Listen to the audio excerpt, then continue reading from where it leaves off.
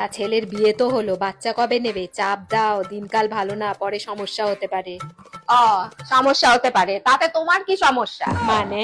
মানে সমস্যা হলে ওদের হবে, তা নিয়ে তোমার এত কিসের মাথা ব্যথা? মাথা ব্যথার কি আছে? আমি তো ওদের ভালো চিন্তা করেই অন্যের বললাম। এত ভালো চিন্তা করার তোমার দরকার নেই তো, তুমি তোমারটা চিন্তা করো। আমার বৌমা নিজেই বাচ্চা, আর বাচ্চা হোক বা বুড়ো, ওরা বিয়ে করেছে, ওদের যে বোন, ওরা কবে বাচ্চা নেবে, নেবে কি না মানে নেবে? বাচ্চা নেবে না?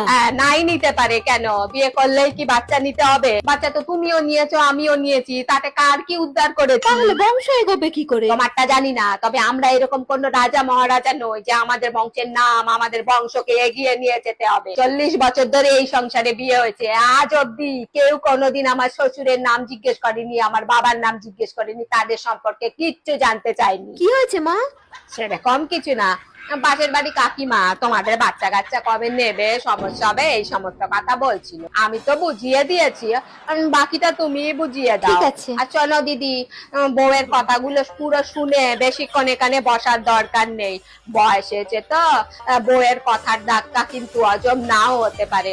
কথাগুলো শুনে তাড়াতাড়ি বাড়ি চলে গিয়ে না শুয়ে না পড়ো। দিদি, আমি বরং আসি, প্রেসারের রুগী তো, কোনো কথা। না না না, ভুল হয়ে গেছে।